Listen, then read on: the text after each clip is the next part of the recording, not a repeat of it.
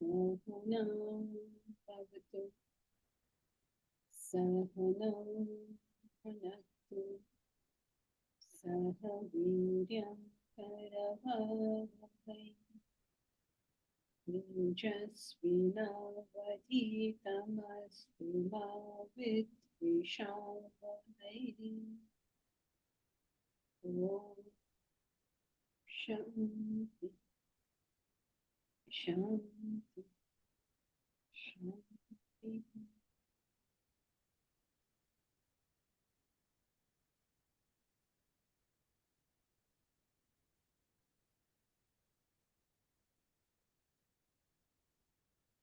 Does anyone have any questions before we start?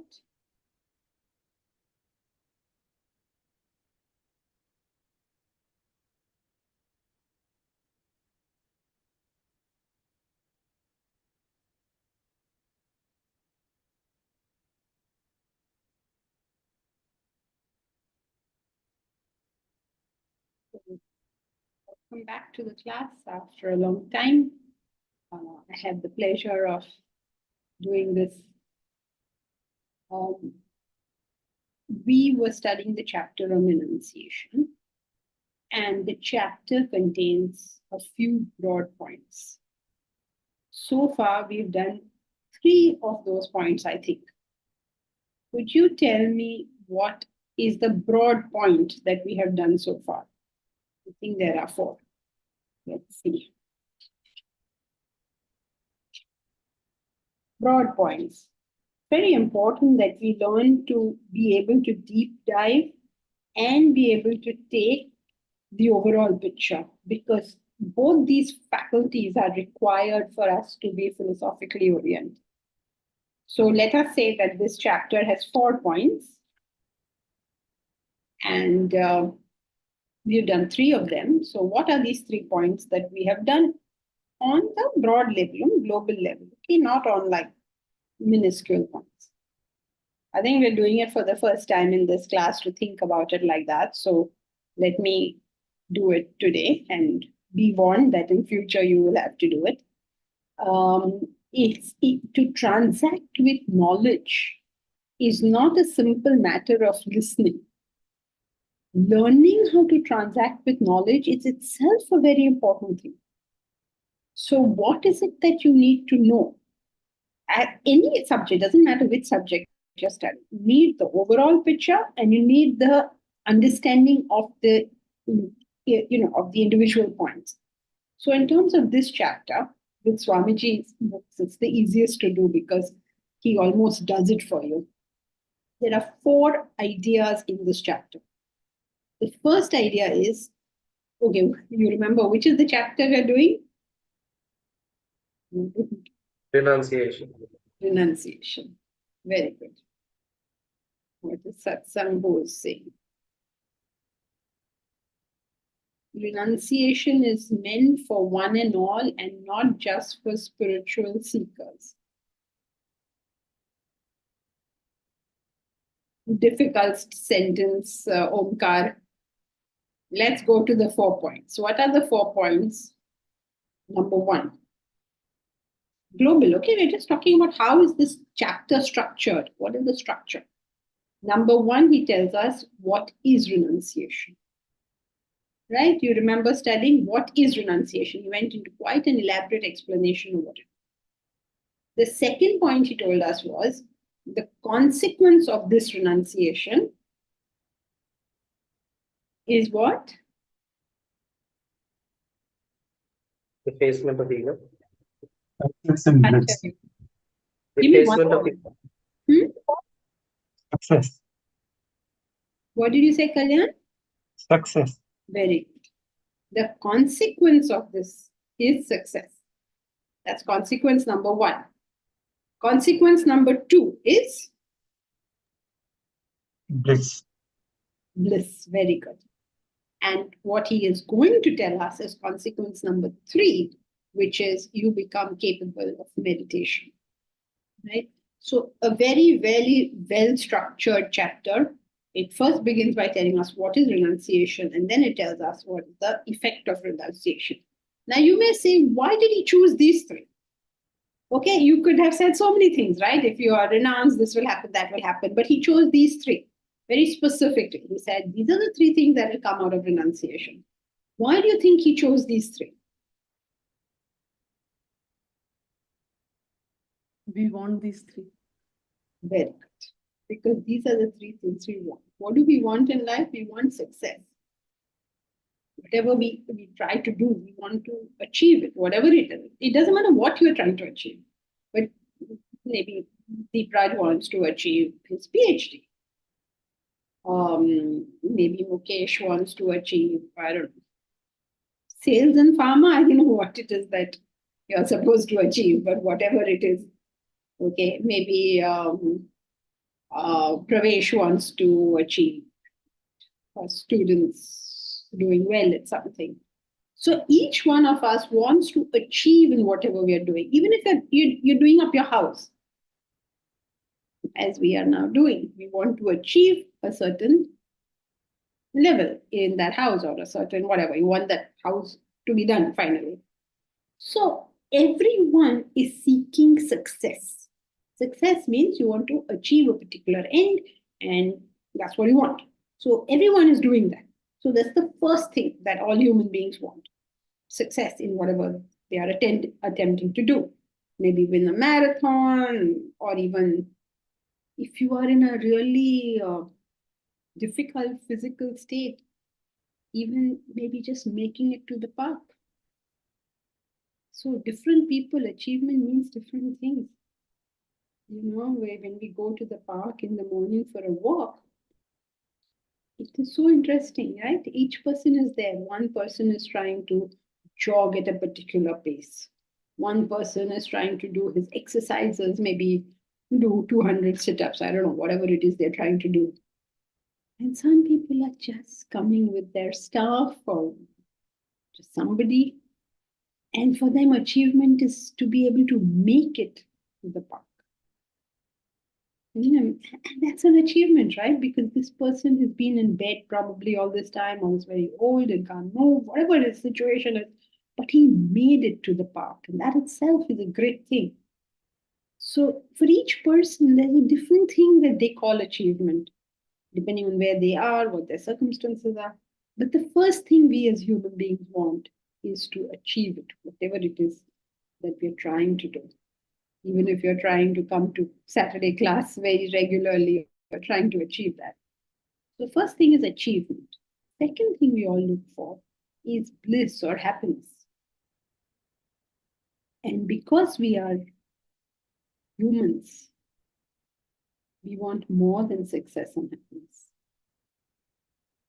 Every single animal has success and happiness. Please realize that. How much struggle to achieve and how much of a struggle to be happy. And yet, every animal who is not connected to human beings, of course, has achieved that. When they get connected to human beings, then their problems in life start. So you go to the forest, you won't find a single obese animal. Nobody is too thin or too fat. But you come and you see any animal with humans, all there. We have managed to cover and all their instincts and make as much a mess for them as we have made for ourselves. Do you know there are now psychologists for pets? I don't know how they do it. I'd be interested to know. But does a jungle animal require a psychologist? But an animal with a human being, we are masters at messing things up. So, every animal unassociated with a human being has success and happiness. As a human being, you have to do more. Otherwise, all this effort only leads us to becoming an animal.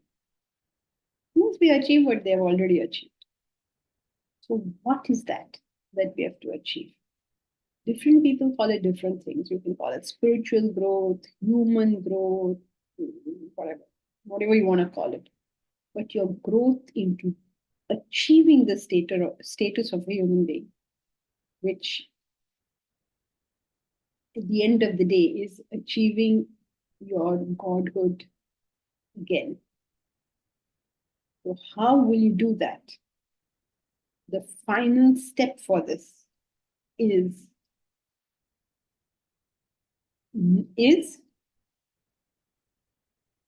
final step is you all want to sleep, no? Meditation. Is Meditation. meditation. Very good. Is meditation. Right? So what is renunciation? What are its consequences is what the chapter tells you. Why do you think that he needs to give us those consequences? Why is he telling us? Why doesn't the chapter just end with telling us what is renunciation? Why do we need to know consequences?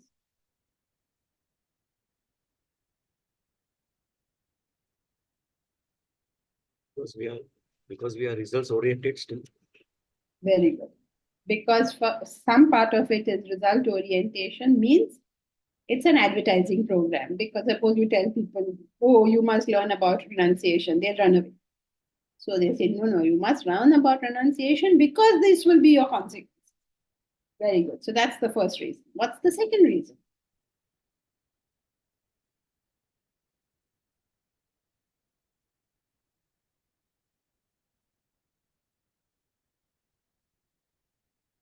So that we don't expect these before the stage of renunciation. Okay, good. But you have put it in the negative way, put it the other way around, that it is your quality check. That means if you believe yourself to be a person of renunciation, then have these things come to you. It's a quality check. It's your way of assessing whether you actually are renounced or not. And we need that because the human mind is very capable of misunderstanding and misassessing. We misunderstand the concept of renunciation and we will misassess that we are in that glorified strata. So both ways we require the consequences. One is those who are not renounced, we have to attract them to it. And those who feel they are renounced, they need a test to know that, yes, it is true that they are really renounced, because we can fool ourselves easily. Right? So this is the broad structure and the reasoning behind the structure. So what is our structure? I hope you remember. What are the 4 main points in this chapter? Everyone give 1 point, huh? First point. What is renunciation? Very good. Somebody gives the next point. Renunciation is bliss. Second point, give first. What are the consequences? Renunciation is success. Very good. Renunciation is success. Right. That's number 2. Number 3.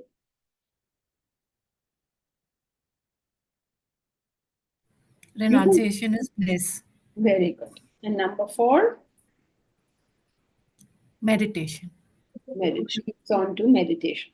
So if I wanted to say that this chapter contains 2 points, if I wanted to summarize this chapter in 2 points, and I want each point in 1 word, that means you summarize this chapter by giving me 2 words. What would those 2 words be?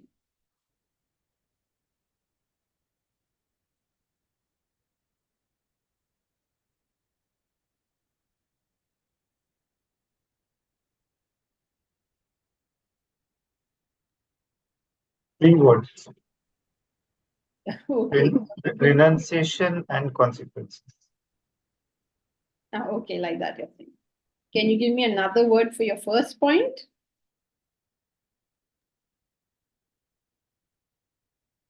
See, my question is, the chapter on renunciation, if we had to summarize the chapter on renunciation, giving us the 2 main points, Your first point cannot use the word renunciation. You have to use another word. Because that's my question, right? You cannot answer the question by giving the same thing.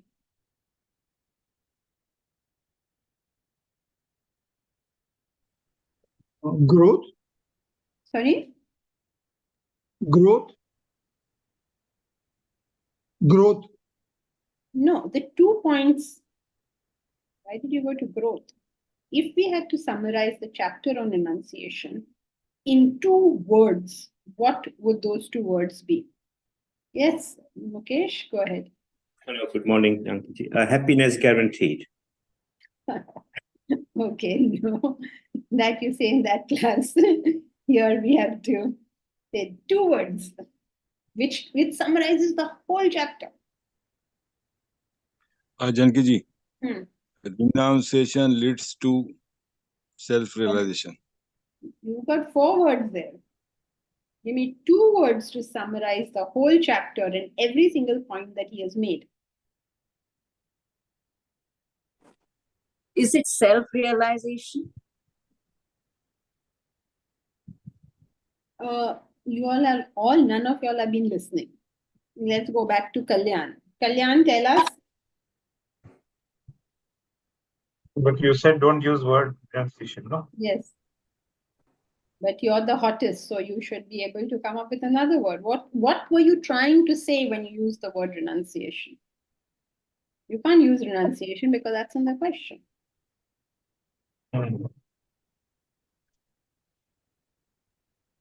Success and bliss. Detachment? What are you people doing? Let's start all over again.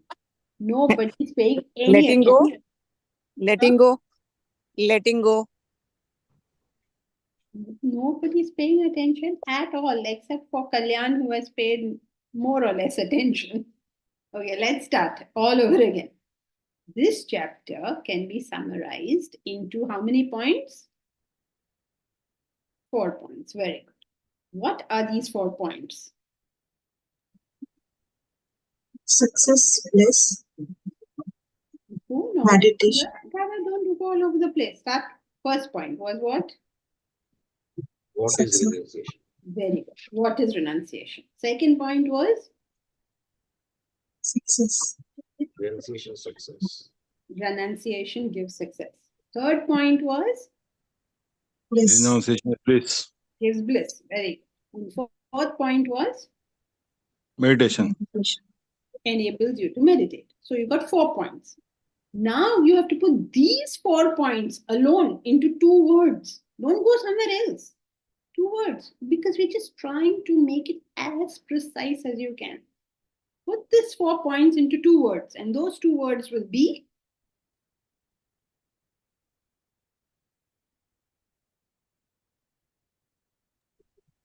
Happy and realized. what? Happy and realized. No, put it in. You have to give us the whole chapter in 2 words. Spiritual growth. No, nobody's paying attention. It's very sad. Kalyan, you're my only hope now. At least you got 50% of it right. I don't know, lack of ego and its effects, maybe. But more words. Too Self-effacement many and, words. Yeah. and effects. Yeah, okay, chalo, Self-effacement. we'll and accept effects. First one, tell us what to do. Self-effacement. Okay, I can accept that, but you don't need to go that far also. You're struggling to do something unnecessary. Remember, we're just structuring the chapter. Okay, so what we try to do is bring it down to the minimum number of words. Please get used to the study of philosophy. It is very unclear to most people whether they're doing Bhakti Yoga or Jnana Yoga. Bhakti Yoga is when you're all inspired and you say, oh, this is fantastic stuff. Jnana Yoga is when you say, what is the minimum number of words I need to communicate this idea? Right? Janki ji, ego abasement. Enlightenment?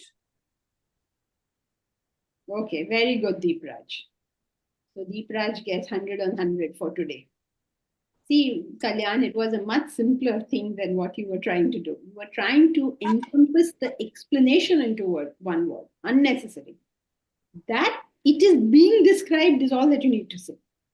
So the two words that will encapsulate this chapter are description and consequences. What did you learn about renunciation in this chapter? You learned what it is and what is its results. So how do you put it briefly? Description and consequences. Oh, I was thinking I have to give another word for renunciation as a meaning of renunciation. Otherwise, I would have said meaning and consequences. Of course, it was simple. It's not complicated. It's not a, there's not like an IIT exam to try and make things difficult for people. The idea in doing this is to make it easy for ourselves. So, Janki ji, yeah, ego abasement is not, why it is not correct? because it doesn't encapsulate the chapter. The chapter told us two things. What is renunciation and what are the results or consequences of renunciation? So this is the effect, no? Ego, ego will be annihilated. That is the effect, no? No. Ego annihilation is renunciation. Yeah, ego annihilation is self-realization, no? Yes, but then you still have not, if you take it like that, then you still haven't covered success and bliss. So ultimately, you do renunciation. Effect will be ego. No ego finish. Means what? Self-realization. Correct. But you're not saying what ultimately or not ultimately. You're saying what is this chapter talking about? It's talking about two things. It's explaining what is renunciation and it's telling you consequence. And consequences are how many? Only one. No. See, Very good. Good. Deepraj, Kalyan, you all are the only people paying attention today.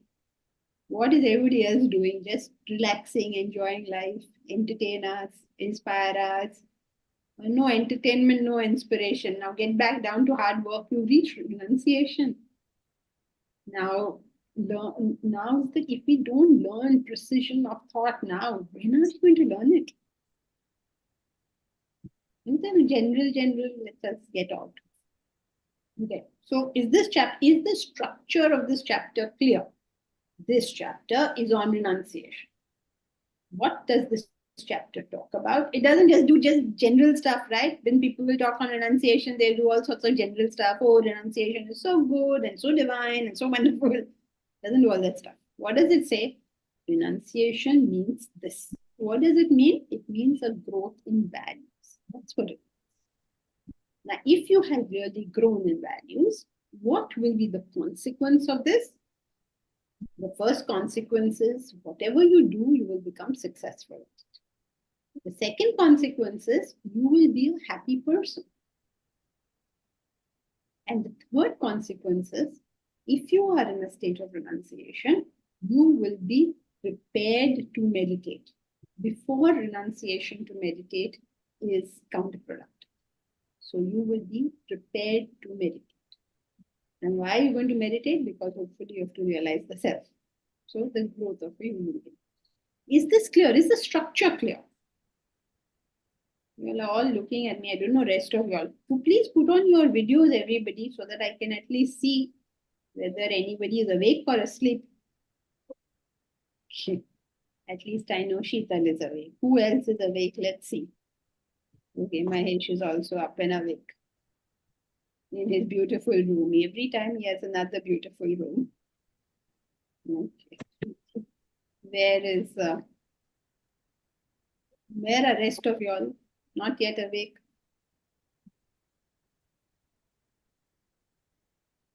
Bharti's phone. Which Bharti is this? Are you Dr. Bharti? Both are Dr. Bharti. Are you Dr. Talverkar or Dr. Shivani? Okay. Very good. Okay. So is it clear? Is this chapter clear? Structure of the chapter clear? Yes, no. Do something, give me a thumbs up or something. Okay, clear. Structure is clear. Don't get lost in the structure. Once the structure is clear, then you can understand the main points. And having understood the main points, then you understand the implications of those points. That's how you apply yourself to study. Most people study as if it is just reading a novel. What is the difference between reading a novel and studying? Novel, you turn page after page after page and you get some idea of the concept or some idea of the story. That's not how you do Vedanta studies. So you have to learn how to do the studies itself. And that requires effort. That horrible, horrible thing. Okay? You were happy or no when Adi sir was there and nobody was troubling you so much. Okay. Chalo, let us continue. Where were we? We were on point number 3, which spoke about how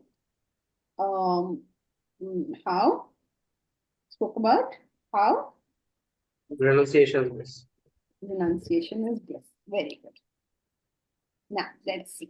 Where were we over there? So what he tried to establish was that there can be no happiness unless you are able to do some form of giving up. So what are you going to give up? You're going to give up your values. And how are you going to enjoy? What is that enjoyment?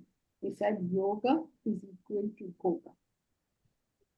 And as you associate yourself with the higher, the enjoyment that comes to us is like a fountain of bliss from within. When we do not have yoga, yoga means our association with the higher. We rely upon objects and beings of this world to provide happiness. And it's a very, very, very sad form of getting happiness because It's illusive. It's temporary. Why? Because the world itself is temporary. Because the world is changing. It is very difficult for us to maintain that joy because the world itself, the nature of the world is to change. Remember, your mind also is part of the world. The nature of the world is to change. So to rely upon the world to keep you happy is a bad idea. Where then will you get your happiness from? You will get it from within. How will you get it within? Only if you have reached the state of renunciation. You cannot say, oh, I'm very unhappy. Let me find the happiness within. You can't do that. You can't start going to dig a well when you feel thirsty.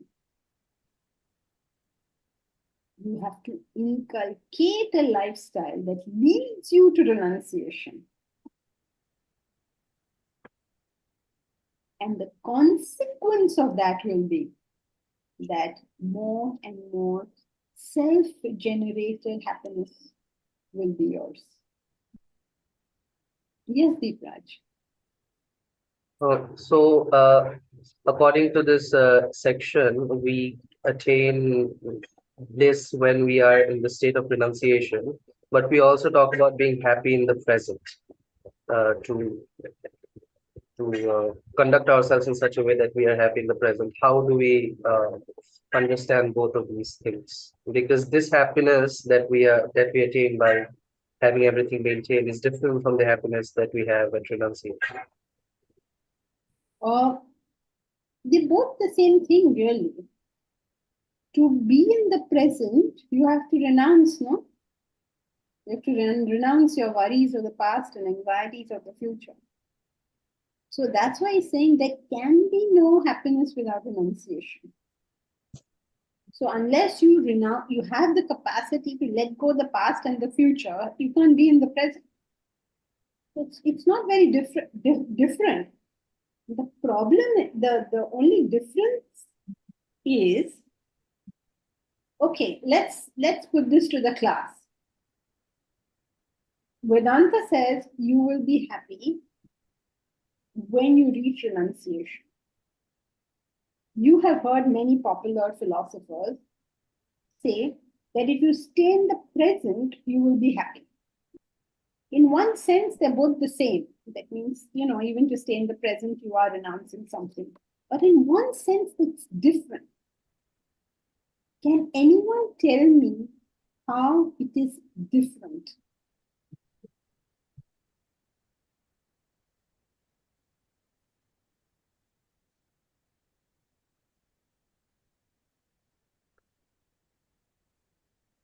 So the happiness that you get from being in the present is through the application of the intellect, whereas the happiness that you get at renunciation is from the absence of thoughts, meaning reduced desires.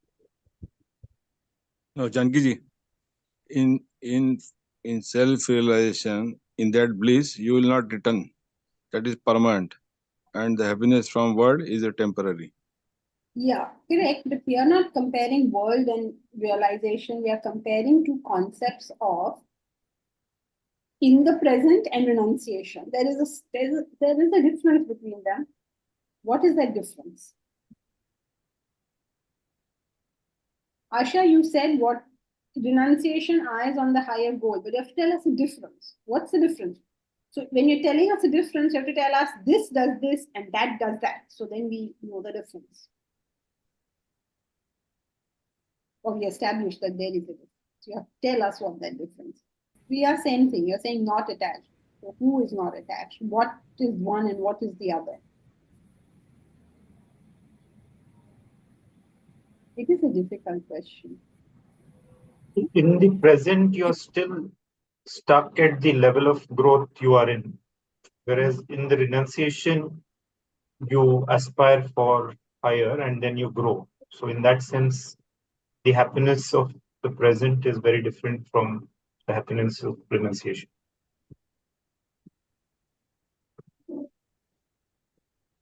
The happiness may be the same. Okay, it is a difficult question because it's sort of difficult to this is very conceptual. Today we're doing very conceptual. Only Deepraj may be happy, maybe Kalyan. Okay, this is very, very conceptual. There is a concept, stay in the present. There is a concept of renunciation. In some sense, these two concepts are same. In some sense, these two concepts are very different. Like when you say stay in the present, you'll hear it. It's all the time. It's all over the place. This is a very popular, popular philosophy kind of concept. So what's the difference between what Vedanta says and what is this popular philosophy of staying in the present? Okay, so here's what the difference is. When popular philosophy, in being in the present, the focus is not on the higher goal. Okay, you're edging towards that. You're getting closer and closer, yeah. Okay, so what is the difference between these two things? When people tell you stay in the present, it is what they're giving you as the cause, as the action you have to perform. So you're not happy, okay, stay in the present. This is what they tell you. They tell you to practice staying in the present. Now, Vedanta is very different from that insofar as it doesn't tell you to stay in the present. It doesn't tell you that if you stay in the present, you will be very happy. I mean, of course, it says that. But the action to be performed is To head towards the higher. yes, the higher goal. That is the action to be performed. And this is the consequence. Whilst in popular philosophy, what happens is they say, okay, just stay in the present. So you are getting all worked up and, you have to go to an interview. And in the interview, there is, you're getting all stressed out because you have an interview or an exam, or you have to meet somebody, or you do negotiation. All the while, they'll tell you, okay, just chill, stay in the present, stay in the present. They're giving it to you as something that you have to do. Vedanta doesn't present renunciation as something to be done. It presents renunciation as a Practice. Consequence. consequence. Very good. It's not telling you to do renunciation. It says renunciation is the consequence of Sadhana. having higher goals. So what you have to do is you get yourself a higher goal. The consequence of it will be that you will be renounced, you will be happy, you will stay in the present, and all the blah blah of it. Are you able to see conceptually what the difference is?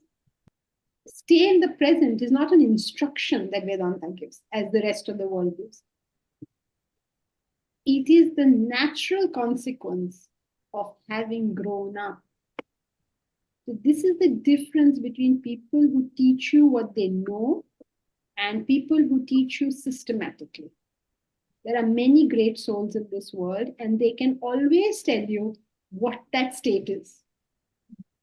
The fact that they reach the stage is wonderful. The fact that they can tell you what it is also wonderful, but they can't always tell you how they reach there.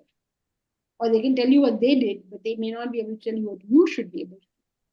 And the reason they're not able to tell you this is because the study was not systematic. Right? A person can be a great soul, but may not know the art of making other people great souls. The art of making other people great souls is based on Shastric knowledge. When you study the scriptures, because there's such a wide array of it, you understand the ramifications from different sides. When you report what you have done, you're reporting a very personal experience. That is why, if you remember, in the Bhagavad Gita, they give 2 characteristics of a good teacher, and these 2 characteristics are. Are you all lost today? Unnecessarily, I'm carrying on, no? All lost? What are the 2 characteristics of a good teacher? And why are we talking about them also? I hope you know. He has all the knowledge and the being both. Very he is. Very good. Excellent. He should have studied the Shastras and he should be a wise person. Living that.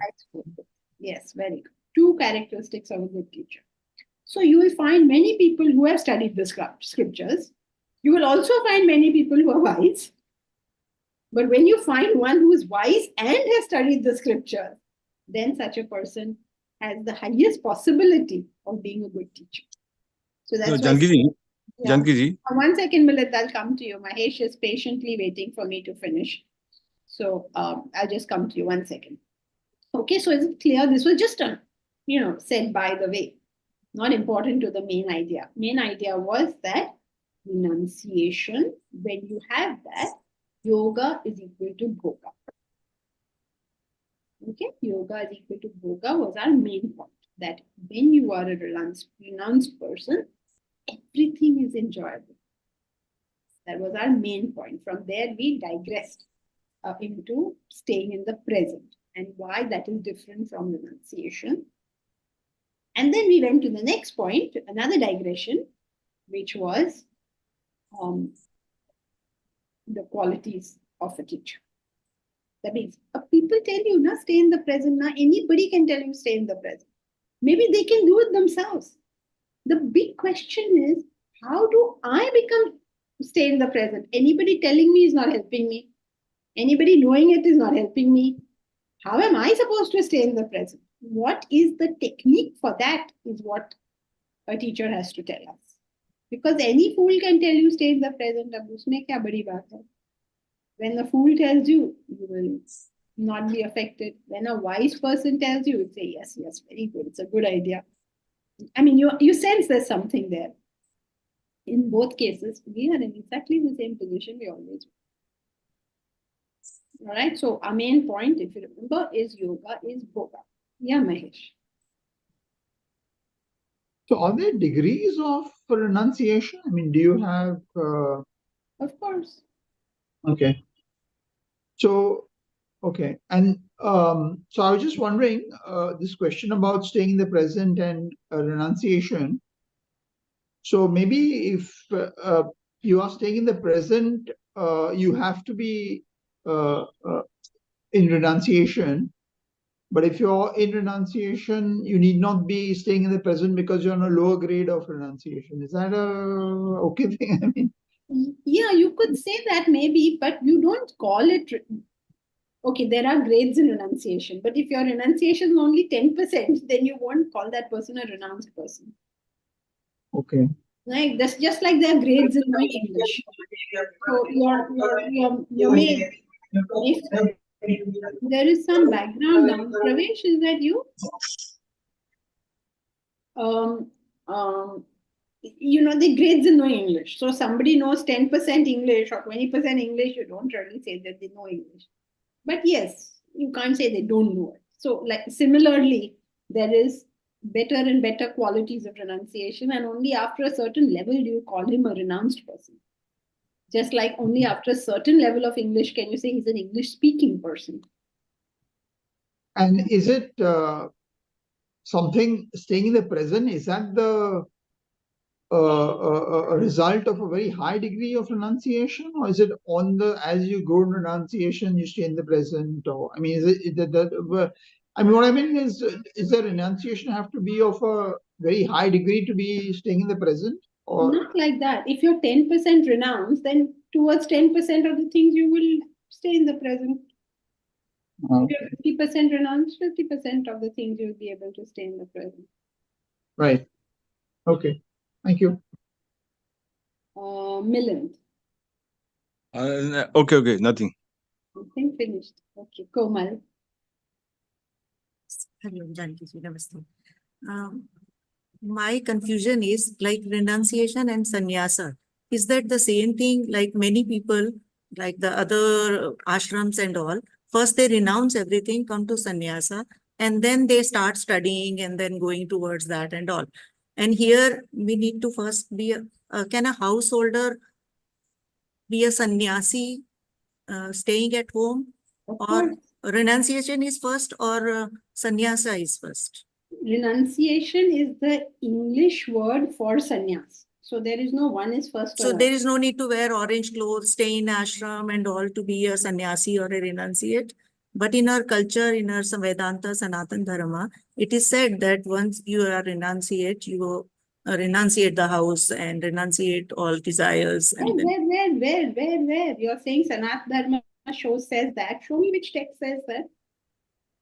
Not text as such, what I am observing as such. So that is not Sanatana Dharma. That is the general culture. Sanatana Dharma means eternal principles. They are written down for us. Right. Whatever everybody does is their business. But if you say this is Sanatana Dharma, then please show us where it says so. In fact, I can show you where Puranic literature doesn't say so. Forget Sanatana Dharma. The Puranas themselves, who is supposed to be a great example of renunciation, is King Janaka. That's true, but my confusion where it arises is like I'm staying in a place where everybody is living like that, and I am thinking that only to be true.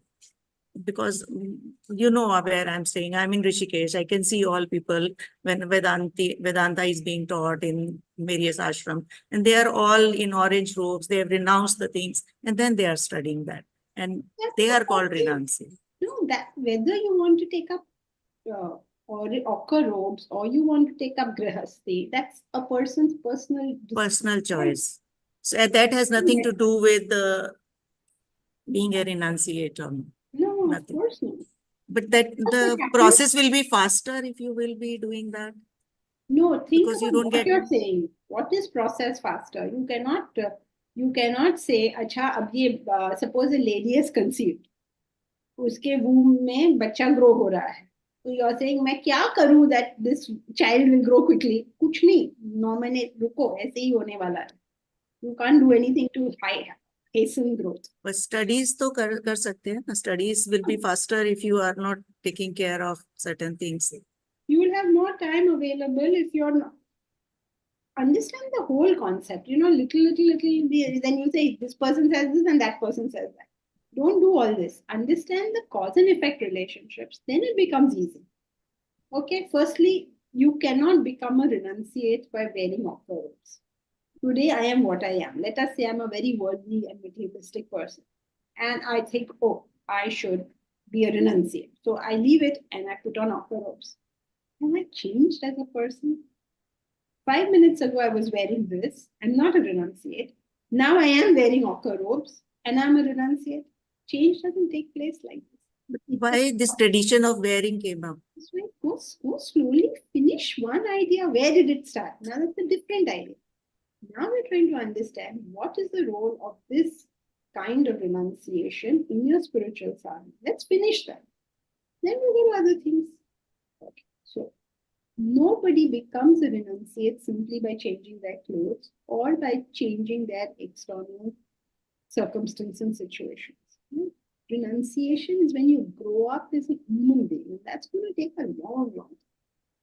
Now, some people who have the ability to do so say, I will withdraw myself for a while or for life or whatever, so that I spend all my time doing this.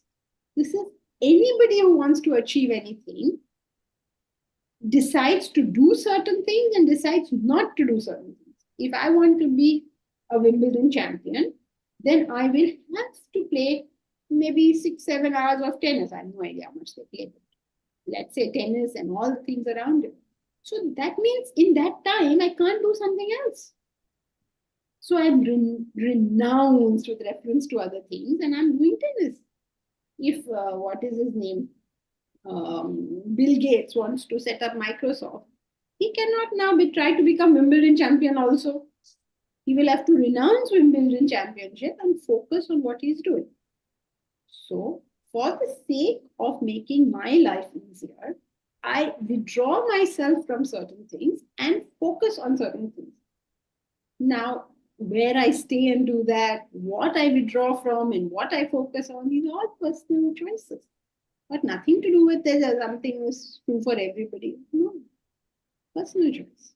Okay, now just digest this. Don't worry where this thing comes from. All misunderstanding comes from ignorance. If it's a misunderstanding, it comes from ignorance. If it's a proper understanding, it comes from wisdom. And so you can imagine, are they more wise people or more ignorant people? So you will know what culture tells you. Is it more likely to be wise or more likely to be ignorant? Somebody. Kalyan, you had? Am I got everybody? Kalyan, you had something? Yeah, just one thing. So some of my friends allege that you talk about being in the present, but you're always talking about your children's education or your future finance, etc. So is that a valid allegation or?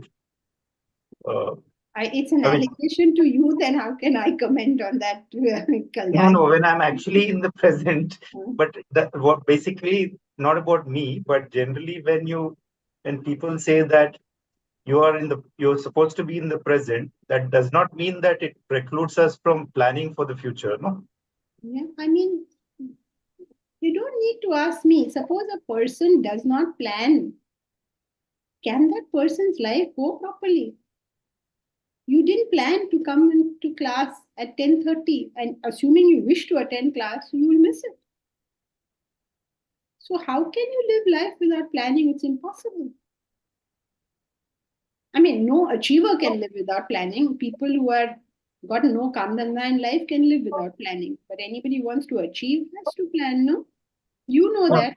That is, you're saying the benefits of planning, but they're saying that goes against being in present. No, go by common sense. Forget what I am saying. I may be talking all the nonsense of the world. So just go by common sense. So planning has to be done. You accept that? Yes. Correct, right? We have no debate on that. Then having given that you have to plan, what does it mean to stay in the present? If you are planning, then focus on the planning. That's what it means to stay in the present. Don't start acting while you're planning. Now you're planning, then you plan. So technically how you put it is when your intellect goes into the future, you call it planning. When your mind goes into the future, you call it distraction. I'll tell them this next time. That's a technical thing, but at least commonsensically you can understand, right? Planning has to be done. If I have to do it properly, then I have to focus on it. When I'm focusing on it, I'm in the present. Yeah, Thank Mahesh. Yeah. Mahesh? Yeah, so renunciation can happen in different areas also. It's not like a across the board thing. It can happen in a particular area of your life and not in another area, and then as and when you grow, you broaden the reach of the. Okay, that's fine. Because human beings and their growth is notoriously messy. Somebody may be very good at X but very bad at Y. It's a messy thing. It's not all clean lines and all nicely how Vedanta puts it. It's not all these clean lines. So, I mean, we had talked some time back, and so even the intellect is also across the board, or is that also in certain areas so that you may have a good. To the extent it is across the board, it is a real intellect. To the extent it is not across the board, or renunciation or anything, only to the extent it is across the board is it the real thing. Let us say the real thing is 10%. Okay, I'm giving you percentages because I don't know how else to explain this. There's no such thing. Just giving you a number. So 10% is your real intellect or your real renunciation. That means that's across the board. Now, under certain circumstances and situations, that 10 will appear to be 15, 20, because of the situation, because of the circumstance. For instance, suppose there is a surgeon and he goes into surgery. His 10% level, he has same all across the board is his objectivity. But when he goes into surgery and he sees all the blood and all that flesh and whatever, he appears to have 20. My God, look at him. Look at what he's doing.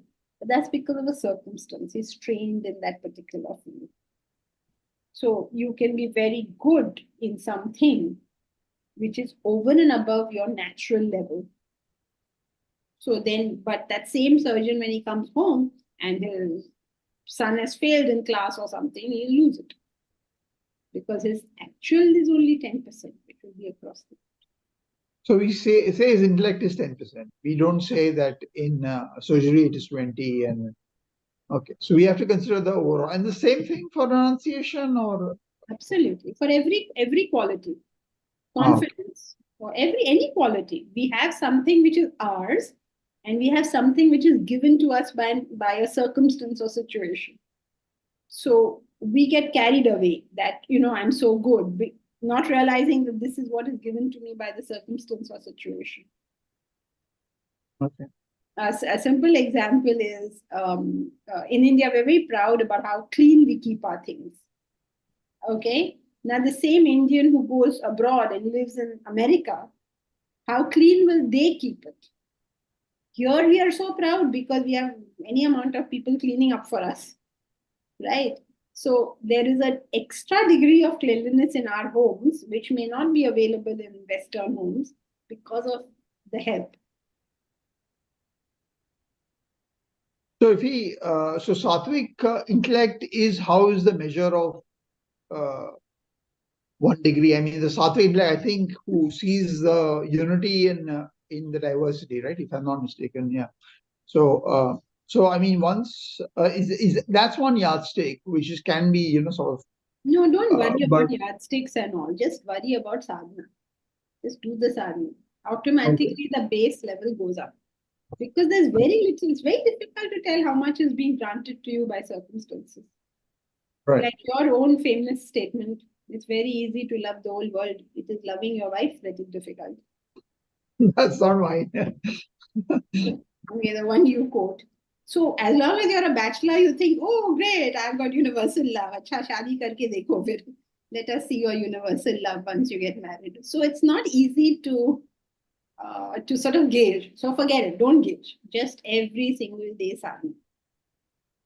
Okay, thank you.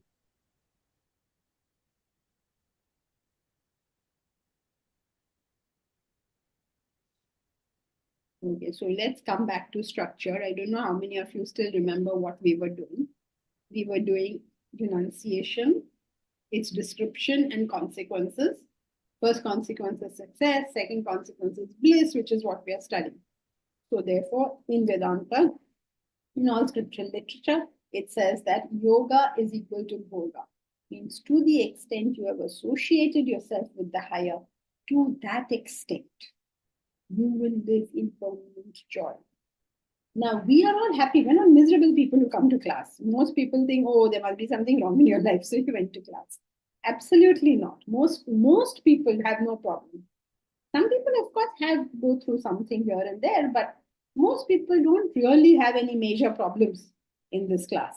So, because we don't have any major problems, we don't know how bad the real condition of our mind is. We think we are all happy people. Oh no, I have this little problem, that little problem, or no problem anybody has here. I know because many of you have told me what your problems are. I know that there are no problems. You'll say, how do you know? How I know is because I've heard other people also. So I understand what level of problems. It's not denying the pain that people feel, please, but it's recognizing that the situation is not so bad really. It's not an irretrievable situation, or it's not a horrible, horrible situation. Horrible, horrible situations is when, suppose somebody loses a limb. Think of Sonal Mansingh, right? Her life is dancing. And then she loses her legs. And that's a difficult situation to deal with. But if I have a quarrel with my husband, it's not that difficult a situation. Given that your husband is a reasonable daily fellow, maybe my husband is, I don't know, some horrible alcoholic or drug addict who beats me up and runs away with all my money or some such horrible thing. Right? So there are different degrees of problems, and we are fortunate insofar as we don't have the really, really horrible degrees of problem. So we appear much happier to ourselves. We should not rely on it, but on a daily basis associate with higher and higher values, so that the inherent joy is always with us, regardless of how circumstances and situations change. Life is such that they will. Right? Now, you say, no, but you're wrong, actually, you think we are happy, but I'm not happy. And so he explains that. He's saying it's because of attachment. We are not happy because of attachment. So one thing is that the situation will change and my happiness goes away.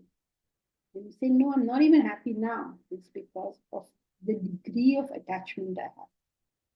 So if I were to have renunciation towards the things that I contact, you can't practice it, okay? You don't try to practice it. Should the renunciation have been there, I would be a happy person here and now. Sheetal, I can see you are chatting with someone else. Sheetal.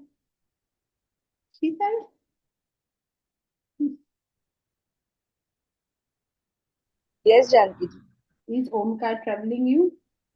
No, I'm sorry. Manitis, I'm very sorry. Very sorry. Okay, so come back. Never mind. Tell Manit you can't speak to me now. Just like you can't speak to me when I'm sleeping, you can't speak to me when I'm in class. I'm telling him the same thing. It's the 5th time that he disturbed me. Yeah, then you stop telling him and just ignore him. Okay, Janki, I'm sorry. Okay, now. So that's it for today. Yoga is bhoga in two ways. One is what will happen when we lose the object. Two is what happens when we are in contact with the object. When we lose the object, we'll be happy. Two is when we are in contact with it, but attached. It will also be unhappy. Okay, so that's it for today. We